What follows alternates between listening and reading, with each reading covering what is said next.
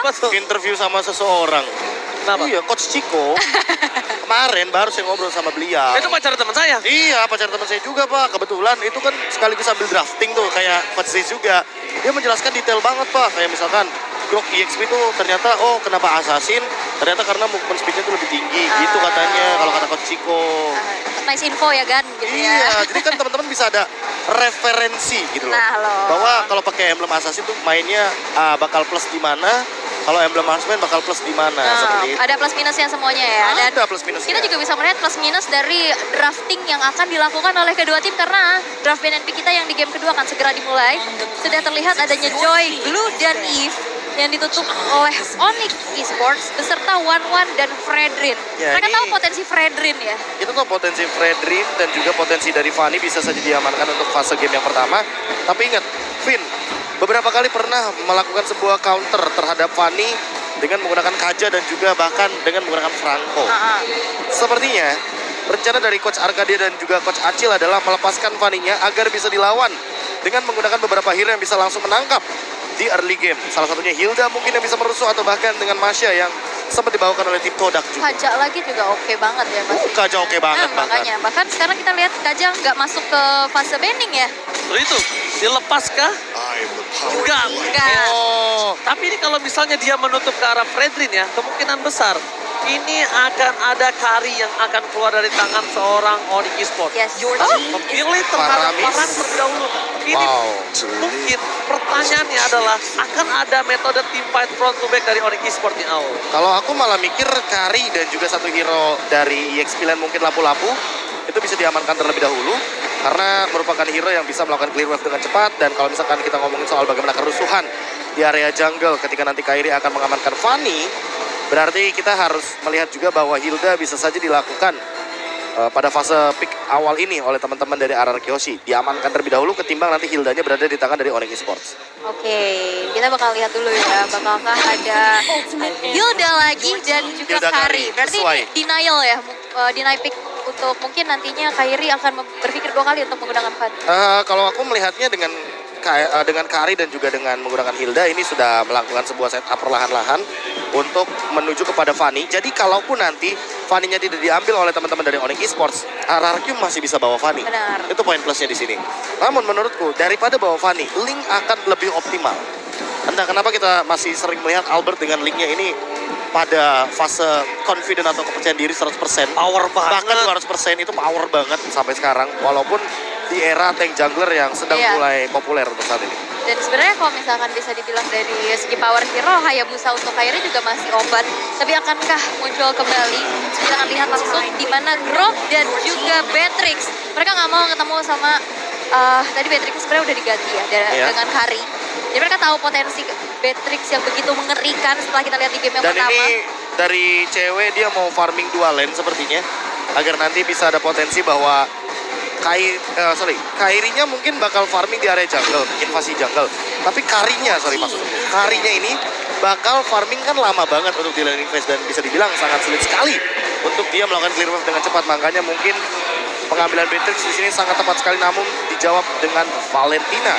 Sehingga untuk beberapa skill seperti wall charge dan juga adanya satu buah count altar bisa di-copy Yap. oleh IMU. Ini bisa opsinya banyak bahkan ya. Opsinya banyak banyak banget dan impactful banget pastinya di dalam team fight. Ayo mau pilih yang mana? Mau pilih Immortal gratis? Coba, Oji, apa pilih mau yang mana? pilih Watchard? Mau ada Sisi? Pilih Maipan apa Ring Angel? Wah, Aduh pilihannya sulit ya. pilihan yang sangat sulit. Maipan. Sorry. Ini lagi mikirin. Sorry. Iya. Aku sih pasti akan ke arah Farhan. Karena aku melihat di mana di sini mereka udah potensial sekali dengan adanya Hilda, Kari untuk buy dari 3 draft ini ya. Mau nabrak bisa. Karena ini akan pasti nabrak banget. Karena akan pasti nabrak banget. Dan ini akan menjadi keuntungan besar ketika tim RRQ punya 2 nyawa tambahan untuk seorang Karinya. Build damage terbesar. Walaupun kemarin aku sempat melihat di mana Benny QT ternyata bisa sempat di counter Karinya. Ya kan kemarin di match Blood Witch versus Echo. Tapi problemnya di sini adalah yang siapapun yang coba untuk menuju ke arah backline. Kalau kondisi sekarang akan ada seorang Boots dengan atau Keyboy atau dengan Kairi nantinya. Oke. ini bisa di instant burst oleh dia. Ya, Karena apalagi- Sans dengan Faramis ini bakal Benar, impossible benar. to think banget untuk arah backline. Benar. Mau nggak mau harus secepat mungkin bermain dengan bagaimana agresif di early game. Dan Lolita juga sudah di-ban, jadi beberapa hero dari Keyboy menurutku di-ban di sini. Kalau misalkan mau ditukarkan, menurut aku ban Fanny-nya di sini.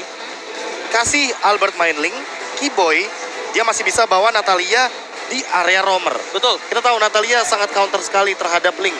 Daripada bawa Fanny ya, lebih tepatnya ya, daripada melawan Fanny, itu Natalia bagus banget ketika berhadapan dengan Link. Nanti mungkin Karina akan diamankan oleh satu sosok Kairi, karena kemarin sempat dibawakan juga Karina dengan item tank yang begitu powerful sekali ketika berhadapan dengan Link nantinya. Ya, waktu itu bawa Karina itu pas berhadapan sama Dembele ya kemarin ya. Iya. Yes, dan kita akan melihat terlebih dahulu Yuzong sebagai salah satu hero yang bisa jump in ke backline. Ditutup sudah oleh Onyx, berarti dari Nah. sisi RRQ belum terlihat adanya jungler dan juga XP lane. Ini menarik. Apa? Mereka menutup ke arah Yuzong, Hayabusa, sedangkan 3 pick pertama mereka bukan hero yang terlalu di backliner. Apalagi seorang Beatrix, gak harus terlalu takut dengan adanya seorang apa namanya nih Yuzong. Bisa jadi ya. Ini bisa jadi partial. Bisa Iya. jadi partial, Groknya di samping, dan ini Paramisnya akan berada di arah roamer. Tapi itu Aku malah berpikir kalau teman-teman dari Onyx bisa bawa Estus di sini.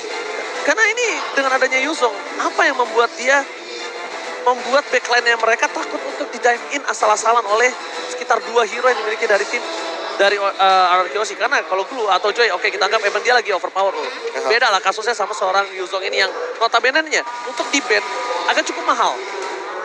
Tapi bentar, ada satu shadow pick sepertinya yang menuju kepada Fanny ketika sudah ada Terisla dan juga Hilda. Yep. Apakah itu tidak menjadi sebuah resiko yang tinggi yang ingin diamankan oleh Onyx? Melihat untuk sekarang dengan Terisla dan juga Hilda, otomatis untuk early aggression-nya bakal benar-benar kejam banget. Dan Jauhead Fanny, akhirnya Jauhead keluar.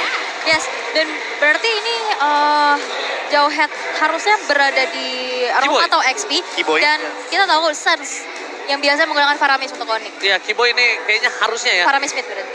Faramis Smith, Keyboy harusnya sekitar 98% lah ke arah Jauhead. Jauhead. Dan aku mikir kalau misalkan dengan draft seperti ini, ada 2 hero yang paling bagus dipegang sama Albert. Oke. Yang pertama Link, yang kedua Benedetta. Oke, kalau aku prefer ke arah Link. Kenapa?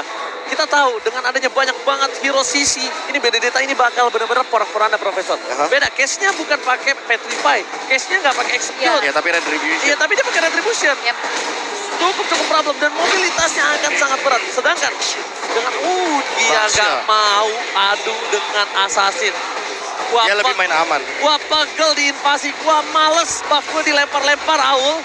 Ada baiknya ya udahlah pakai hero yang ditabrak dari depan dan gua bisa dibilang akan menjadi korban. Nah, ini sekali lagi gua sebut ketika gua kemarin podcast sama Profesor KP, gua udah bilang beberapa tim-tim kuat di dunia bahkan aku melihat junglernya itu bukan sebagai ujung tombak, Yep. Tapi pelengkap. pelengkap. Kalau bahkan yang initiate ya bahkan ya. Bisa, betul. Benar-benar setuju.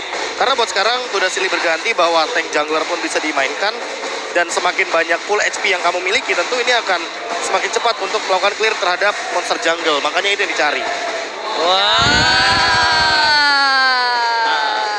Tuh ini lihat nih, bukan hanya ngedate sama pacar tapi juga bisa sama saudara dan juga anak. Nah, Betul. abang Halo, ade bonding. abang. Halo. Halo. Apa tuh, apa tuh? Oh, gua lagi gitu Apa tuh caranya. hashtagnya tuh di belakang tuh? Stay cool sekali ya, tapi it's okay. Keren banget, tapi ini dia. Di game yang kedua, Aul, menurut Aul draft yang seperti apa nih? Lebih condong ke arah mana menurut Aul? Nih, 3 hero frontline dari Onyx harusnya bisa lebih sustain. Dan kita bisa lihat nanti harusnya early aggression yang akan dilakukan dengan adanya Grok yang dimiliki oleh dari RRQ. Oke, tapi ini bisa cukup menjadi sebuah masalah untuk tim RRQ. Kita tahu gimana permainan Fanny dari seorang Kairi. Wah. Tapi di Arthur Lane sana ternyata invasi yang dilakukan oleh tim Wow. RRQ. Di sandwich dari seorang Calvin Winata. Keyboy is coming. Mencoba untuk melakukan defensif, membantu cewek untuk melakukan clear satu wave pertama. Kandangin banget ya, Finnya benar-benar agresif banget pasti dengan potensi dari sosok Hilda. Tapi dengan adanya bala bantuan pula yang dilakukan oleh Push. Dan ini Jauhead pertama kali yang muncul di M4. Ya, akhirnya setelah beberapa hari kita melihat bagaimana M4 ini berlaga, berjalan. Dan akhirnya ada satu sosok hero Jawet yang sudah lama sekali tidak kita lihat. Dan untuk sekarang cukup melawan, cukup memberikan tekanan di early game agar nantinya tidak ada pergerakan cepat bagi teman-teman RRQ Hoshi untuk melakukan invasi kepada cewek. Yap, dan apalagi dari Smart Missile yang sudah ditambahkan juga ya dari segi Damage-nya. damage-nya. Jadi cicilan juga terhadap tubuh dari Finn udah mulai berasa pastinya. Walaupun ini notabene adalah Keyboy dengan satu Emerald Avaris yang pastinya dengan build sustain, build defense. Ini damage-nya aja kerasa ya. Ya, Ya, betul. buat sekarang yang penting flickernya bisa cepat untuk digunakan. Dan di satu sisi lainnya yang penting cewek bisa farming. Mungkin itu yang dipikirkan sama Keyboy. Karena untuk sekarang mau bagaimanapun Kairi ini benar-benar coba untuk melakukan sebuah invasi walaupun belum ada target yang bisa ditemukan. Dan bahkan kalau Kairi sekalipun akan coba untuk menabrak seorang Albert, itu akan jadi benturan cukup berbahaya. Dan transfer fault diambilkan oleh tim RRQ Hoshi. First by Infinix di arah jungle dari tim Onyx Esports yang bahkan belum masuk altar membuat seorang Clay berhasil dengan 1 poinnya. Dan ditambah ada yang sadar nggak? Finn bikin Warrior Boots tapi dia pilih Dire Hit.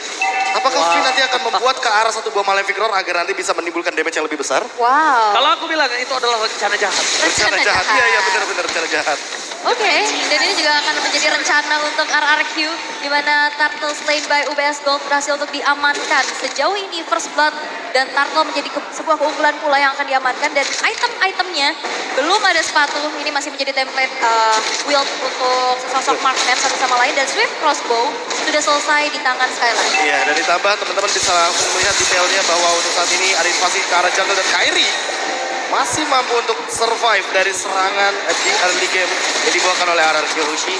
Sehingga untuk saat ini pun kayaknya belum ada pergerakan-pergerakan yang begitu beresiko baik dari Onyx dan juga RRQ. Hanya saja Kairi kehilangan orange buff-nya dan Skylar sebenarnya cukup terancam di sini. Oke, dihindari dengan ada satu buah flicker pula. Dan Steel Cable masih belum bisa menjangkau sesosok Skylar di arah top lane yang 7. Walaupun di sana ada 2 rekannya dari Onyx yang mencoba untuk langsung saja backup. Tapi gak mau terlalu greedy, gak mau terlalu gegabah. Bermain hati-hati dan sekarang ada keramaian. Oke, bakal ada coba tabrak game yang mengejar seorang cewek. Bakal coba dipaksa. All-in akan coba dilakukan dan bahkan di-dive in oleh seorang Albert. Diselamatkan oleh Deden from Bogor. Cewek akan menjadi korban kedua. Deden from Bogor save the day. Berhasil mengkopi karena seorang Sasdan. Ini dia ketika Profesor tadi nanya di saat draft. Oji pilih yang mana? Antara Grok atau seorang Paramis? Of course Paramis dengan 3 picknya. Karena RRQ Hoshi bermain dengan template tabrak gamingnya. Lihat, Albert gak kenal takut. Kairi bakal dikasih sebelah, coba dikumpang begitu saja. Dan nantinya Aul, di menit 5 ke atas, inilah jawaban atas dire hit seorang Finn. Yes, dan Kairi juga cukup sulit ya dengan adanya pergerakan di mana Purple Buff selalu di-engage. Sekarang rame banget walaupun Boots dengan one charge kali ini dan bahkan cewek berhasil mendapatkan Skylar. Ada satu ejector ke arah belakang. Finn berhasil untuk dihilangkan 2 player dari RRQ menjadi satu kompensasi tapi Albert bahkan cuma untuk bicara di Kairi, tapi Kairi hadir juga R7 ketinggalan sendirian dan menjadi player ketiga dari RRQ Hoshi yang berhasil untuk dihilangkan. Tapi lihat ceweknya tetap tertinggal oleh seorang Terisla. Dan ini menjadi sebuah bencana untuk seorang kontainer Onyx Esports. Sedangkan Skylar, dia belum ditumbangin. Dia nggak butuh dapat poin kill, dia cuma butuh waktu untuk farming. Dan sedangkan dari tim RRQ Hoshi, mereka sudah mengungguli dengan 1.200 gold. Permainan yang cukup berbeda dari RRQ adalah mereka tidak membuat seorang Albert menjadi tolak punggung utamanya mereka. Iya, tapi iya. mereka membuat seorang Albert menjadi tembok utamanya bahkan. Jujur ini poin kill yang bagus banget menuju kepada seorang cewek karena mau bagaimanapun dia tidak bisa farming 2 lane dan Skylar bahkan bisa dibilang sebuah misplay karena Skylar menghindari satu buah ejector dan Turtle akan mendapatkan satu buah kompensasi tanpa adanya trade di area top lane. Gimana Aul? Wow, itu benar-benar space yang di-create banget ya. Bahkan backup-nya di mana Turtle ternyata bisa diamankan oleh RRQ. Ini benar-benar berbeda banget pastinya. Dan sekarang bahkan Onyx dalam keadaan tertinggal dari segi goldnya 1.700 yang dikumpulkan. Dan bahkan dengan pembawaan dari sesosok Paramis, sejauh ini belum ada team fight compact yang dibawakan oleh Onyx. Ya, benar banget. Dan bahkan Complexity-nya juga berbeda sih. Kayak di game yang pertama kan kita melihat ada beberapa hero yang emang langsung bisa lockdown. betul. Buat sekarang tuh skill shotnya terlalu banyak. Ada penalty zone, ada wild charge juga. Jadi mau nggak mau harus diarahkan dan menurutku ya responsif dari para pemain diperlukan sekali untuk di game kali ini. Karena kalau misalkan mereka responnya agak sedikit terlambat atau telat, antara Suns atau Clay bisa dibilang nanti akan terlambat untuk membuka salah satu altarnya dan itu yang akan menjadi malapetaka Oke, free hit di arah Fulton Skylar. Kali ini benar-benar kaya total. Dapetin turret, platingan, dapatkan invasi jungle dan serang Kyrie. Akan coba dihantam oleh para pemain dari tim Arkeosi. Finn mencoba untuk menginvasi, mencoba untuk melakukan zoning out. Dapatkan Albert dengan tepat. Untuk melakukan statement. Dibantu oleh Albert dengan Dede Popo. Dan membuat seorang Kyrie gak bisa bertindak. Karena Fanny tanpa Patoba bagaikan aku tanpa kamu tak akan berdaya lemas. Dengkulnya tak bisa bergerak Kaul. Tapi ternyata di arah top lane cewek berhasil untuk bertahan pula walaupun ada satu pergerakan dari Clay dengan Arcane Shade dan Shadow Strike mengeksekusi cewek di arah top lane 1 tukar 1, tapi outer turret yang begitu mahal pastinya di arah tengah bakal coba untuk dicicil sedikit demi sedikit oleh teman-teman RRQ. Di atas menit 5, rencana jahatnya telah berhasil. Dire Hit is Dire Hit aktif. yang benar-benar udah aktif sekarang dan akan mengancam tentunya bagaimana pergerakan dari teman-teman tim Onyx Esports. Finn bahkan sudah selesai dengan Blade Armor. Itu bisa dibilang item pertamanya. Jadi cewek benar-benar ditekan sekali agar tidak bisa farming dua lane. Skenario yang tadi di game pertama dibawakan oleh Skylar seperti tidak akan berada di tangan cewek juga. Karena mau bagaimanapun dia jangankan farming dua lane, farming satu lane aja susah banget. Dan bahkan ini ada beberapa hero yang bisa digunakan dengan Dire, tapi lihat di depan sana Skylar akan coba ditumbangkan oleh seorang Finn dan tidak terlalu cukup. Kyrie is coming, langsung diketok nggak pakai banyak basa-basi. Dia nggak melihat apapun yang terjadi. Jika di depan para pemain dari tim RRQ Hoshi memukul mundur dan kalau misalnya tidak ada Hilda, ada satu buah Digi juga. Digi Ya. Dire Hit. Ada Digi Dire Hit, Kadita Dire Hit. Selena Dire Hit. Dan itu adalah hero-hero yang bisa digunakan dengan Dire Hit dan punya rencana jahat di early game. Rencana jahat. Freeze buff purple again dilakukan oleh tim RRQ. Wow. Baxia tidak butuh purple, tapi Baxia akan menginvasi purple yang dimiliki dari seorang Onyx Esports karena Kyrie Akhirnya. terlalu depending dengan purple buff yang mereka miliki. Dan lihat dengan 1 detik kembali tim RRQ 4 orangnya udah standby on positional. Yap, bakal coba untuk split push aja dan bahkan Purple Buff tidak akan bisa kembali jatuh untuk Kyrie. Put one shot defensif tidak bisa gitu mempertahankan dan hanya ada satu outer turret yang menjadi kompensasi di arah atas. Dan akhirnya aku melihat ini dari tim Indonesia loh. Iya. Yang melakukan skenario seperti ini. Tabrakan seperti yang akan terjadi lagi. Dan bahkan Clay langsung menggunakan flickernya untuk menyelamatkan seorang Finn. Mundur ke arah belakang. Kyrie gak punya purple buff, lumpuh tak berdaya. Para pemain dari tim RRQ 5.000 gold difference. Ya Onyx Esports, Kyrie cuma bisa melakukan split push. Itu the best thing yang dia bisa lakukan sekarang. Bahkan Kyrie mencoba untuk masuk ke dalam busnya aja. Dia gak berani. Albert mau di instant pick off, mau di cut shot, mau digesek sampai kabelnya rusak jadi nirkabel. Gak bisa. Jadi wireless ya. Iya. Tapi perbedaan 3 level menurut aku ini udah terlalu jauh pula. Apalagi seorang assassin ini adalah hero yang butuh banget advantage di early. Hero Iya. snowball yang gak dapetin snowballingnya, ini bakal susah banget untuk keep up. Bahkan dengan adanya satu buah ejector pula, kali ini udah mau keluar dan bahkan Keyboy terkena adanya satu buah pressure. Bahkan Skylar tukarkan 1 tukar 1 bahkan 2 player karena cewek mendapatkan double kill. Tapi lihat, ditukar dengan adanya triple kill dari Albert. Gila triple kill by Infinix, di dive in asal-asalan, ditabrak gaming, bahkan dengan Skylar ditumbangin, RRQ gak mengendorkan sama sekali tim fight yang dia miliki. Dan bahkan ini agak cukup berbeda ketika RRQ biasanya dengan 3 player terus mereka tidak mau engage di arah boardnya.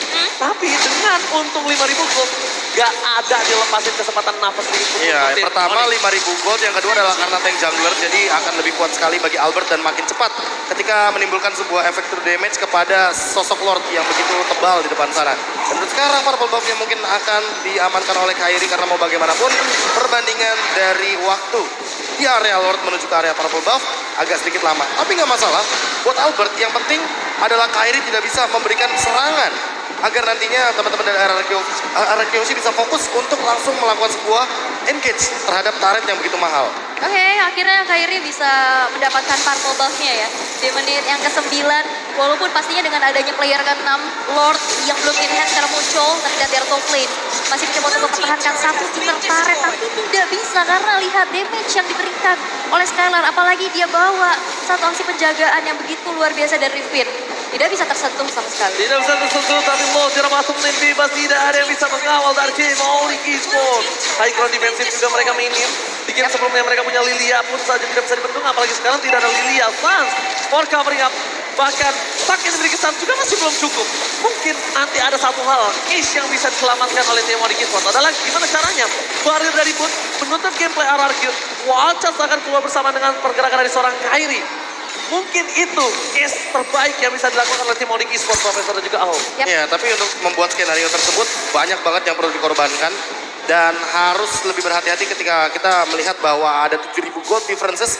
Jadi perbedaan goldnya udah terlalu jauh banget dan Albert sekalipun ini sulit untuk di take down. Dia punya anti kuiras, dia bahkan akan menuju kepada Radiant Armor agar tidak bisa dibilang Suns-nya memiliki damage yang burst.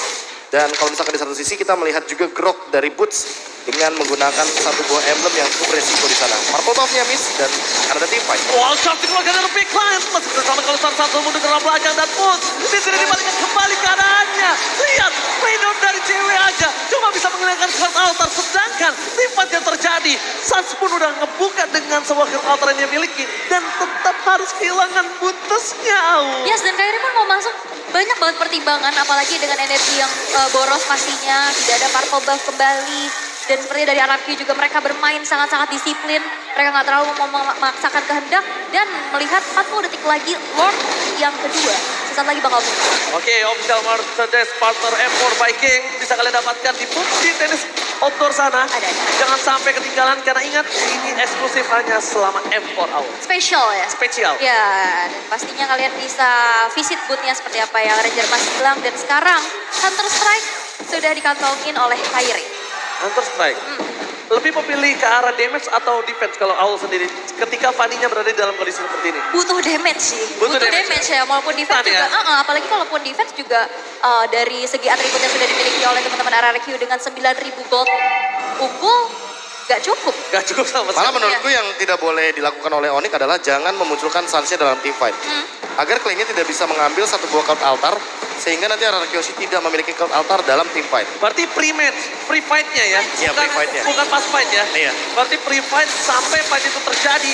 Tidak ada seorang Sasabi Suns terdeteksi. Mundur ke arah belakang, R7 versus everybody.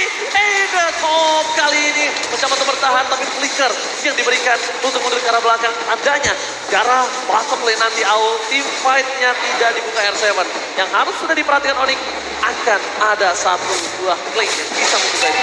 Mungkin dari Onyx yang bakal diandalkan untuk bisa clear cepet ya cewek. Ini satu-satunya yang bisa nge-spray down dengan Ibirus pastinya. Dan sekarang Kyrie mencoba untuk menunggu terlebih dahulu di arah bawah. Tapi nampaknya dipaksa untuk recall. Mengingat tidak ada energi kalau kesergap ini bakal jadi bahaya banget. Dengan skill cable yang sekarang sudah dimainkan. Dan ini dia, semua penetrate yang sudah digunakan pula oleh cewek. Clear wave yang begitu cepat. Itu benar-benar instan banget respon yang dilakukan sama RRQ sekalipun hanya melihat Kyrie loh di depannya. Dan untuk sekarang Clay masih belum mendapatkan satu buah IMU-nya, benar-benar dalam posisi yang Suns tidak bisa disentuh. Dan itu bagus sekali, tapi lihat Kyrie terperangkap. Hilang instant pick up. Dan saya berada di depan mencoba untuk melakukan satu ball watch out for covering up. Saat akhirnya berhasil datang dan dibalaskan kembali. Arakiosi mau memantapkan diri, mendapatkan point game yang kedua. Ini tidak ada yang namanya dikasih kendor sama sekali untuk team fight. Front to back gaming is real di game yang kedua. 14 menit game berlangsung, hampir 12.000 network yang bisa didapatkan oleh RRQ. Dan kita lihat juga Onyx yang hanya bisa bertahan dengan adanya satu lagi alternatif bisa diajukan di top lane. Tapi lihat penalty zone berhasil untuk bisa mengenai 2 orang sekali. Tapi lihat 3 player dari Onyx berhasil dikeluarkan double kill from Skyland. Dan 4 lagi tersisa dari cewek sendiri dan akan bisa defense karena base-nya akan menjadi milik RRQ Hoshi. Alright, Hoshi take the game too. Para pemain dari tim Indonesia kali ini mereka sama-sama berjuang. Onyx Esports dengan power dari Kyrie-nya. Tapi ternyata itu dia jawabannya. Kyrie kita kasih Fanny, Yap. first pick Fanny.